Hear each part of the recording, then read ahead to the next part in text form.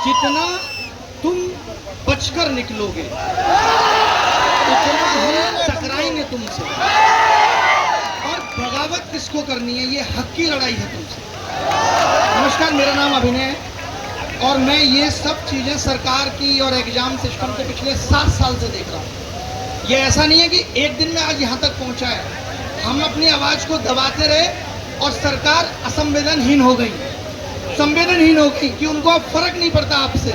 ये लड़ाई किसी सत्ता को हटाने की नहीं है, ये सत्ता को जगाने की है कि या तो सरकार ये सरकारी नौकरी के सपने बेचना बंद करे, सरकार अपने चुनावी घोषणाओं में ये कहना बंद करे कि हम 2 करोड़ रोजगार देंगे, और अगर देने का वादा कर रहे हो तो फिर ये हाल पे मत छोड़ो कि एक बच्चा 3-3, 4-4 साल तक तैयारी कर रहा है, सरकार चुनावों में उसका काट दे रही है, आयोग फॉर्म की फीस लेके उसका काट दे रहा है, तैयारी में सिलेक्शन नहीं हो रहा, महिला अलग से काट रही है, एक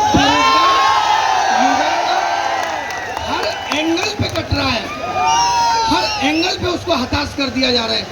ये जो एसएससी की समस्या है, मैं 2 मिनट इस पे थोड़ा सीरियस प्रकाश डालना चाहूंगा, जिसको आप नहीं समझ पा रहे हैं।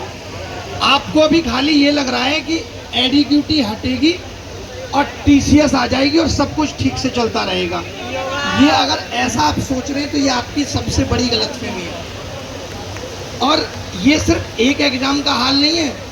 आज क्वेश्चन पेपर का रिमोट एक्सेस इतना सस्ता बिक रहा है कि आप उस दौड़ में हार गए।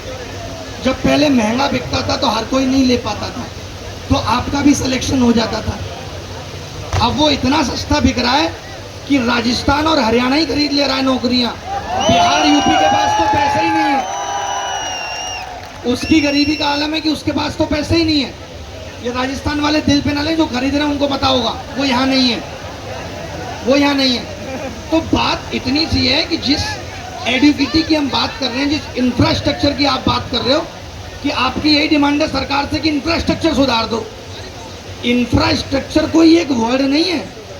आप सोचिए, आपके 1.5 लाख के लैपटॉप में साल भर में प्रॉब्लम आने लगती है। जो लोग यहाँ कंपनियां चला रहे हैं, उन्होंने अपने यहाँ कंप्यूटरों को ठीक करने के लिए लोग रखे हुए हैं, और यहाँ ये 10,000 के सेकेंड हैंड कंप्यूटर पे आपका एग्जाम करा रहे हैं, तो कहाँ से ठीक चलेगा? और आप कह रहे हो कि इंफ्रास्ट्रक्चर ठीक कर दो। उसको ठीक करने के लिए ये मान लो कि 1 लाख नए सिस्टम चाहिए 1.5 लाख रुपए के, यानी सरकार को 10,000 करोड़ रुपए खर्च करने पड़ेंगे अगर वो एग्जाम सिस्टम को ठीक करना चाहते हैं। मगर सरकार के एजेंडा में ये है ही नहीं। उनको तो ये सरकारी नौकरी एकदम खत्म करनी है। वो कहते हैं हमें group B, group C, group D को नौकरी देनी नहीं है। उनको जहां से वो भारत को देख रहे हैं, जिस नजरिए से, वो अगर हमारी नजर से देखें तो उनको समझ में आए कि जो बच्चा 12वीं पास ग्रेजुएट हो के बैठा, उसके पास करने को क्या है। आज अगर आपके लिए नौकरियां क्रिएट नहीं हो रही, उसके लिए जिम्मेदार कौन है? आपको 10th में कुछ नहीं सिखाया गया, आपको 12th में कुछ नहीं सिखाया गया, आपको ग्रेजुएशन में कोई स्किल नहीं दी गई, कोई इनोवेशन नहीं दिया गया। अब आपसे कह रहे हैं आपके पास कुछ है ही नहीं और सरकारी नौकरी हम आपको देंगे नहीं। अब आप रोड पे घूमते रहिए और बार बार इनको जिता के भेजते रहिए।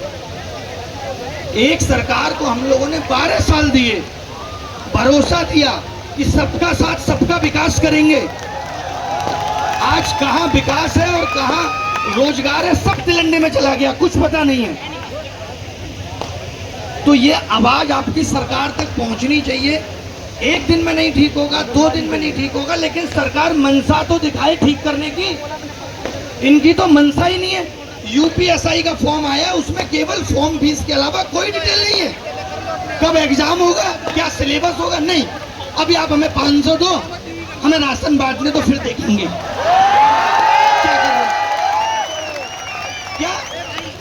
क्या सरकारें, आयोग सिर्फ जो युवा इनसे नौकरी की तलाश में आया था उसको इन्होंने कारोबार बना दिया है?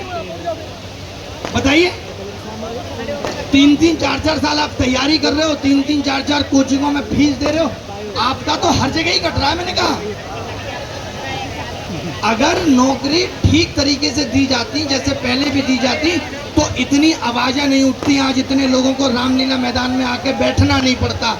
ये इस देश का दुर्भाग्य है जहां हम कह रहे हैं हम डिजिटल इंडिया में, और यहाँ बच्चा बैठ के रो रहा है हमें माउस ठीक दे दो, हमें कीबोर्ड ठीक दे दो। इससे ज्यादा दुख की बात क्या हो सकती है? जहां हमारे प्रधानमंत्री जी 360 करोड़ विदेश घूमने पे कर देते हैं और वहां से यही सीख के आते हैं कि वहां सरकारी नौकरी का क्रेज नहीं है। अरे वहां जिस चीज का क्रेज है वो भी सीख आते कि बच्चा भी वही कर लेता।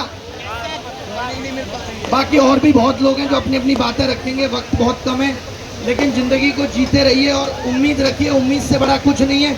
यहाँ पे भी लोग आपको पूछेंगे कि क्या आपको लगता है, टीचर्स को भी पूछेंगे मीडिया वाले, क्या आपको लगता है कि सब ठीक हो जाएगा? तो ना हम भगवान है ना आप। हमारी कोशिश है कि सरकार तक आवाज़ पहुँचाएं और सरकार इसको संज्ञान में ले और इन चीज़ों को ठीक करे। जो अत्याचार आपके साथ हो रहा है कि नौकरी के नाम पे सिर्फ धांधली, paper leak, server crash, technical glitch, कुल मिला के जिस भी स्टेज पे जितने भी बुरी तरीके से आपको तोड़ा जा सकता है वो सब कोशिशें सरकार की और आयोगों की मिलकर के है। आपको इतना हरा देंगे कि आपको किसी जीत में फिर कभी स्वाद ही ना आए। धन्यवाद। बहुत बहुत धन्यवाद सर, बहुत बहुत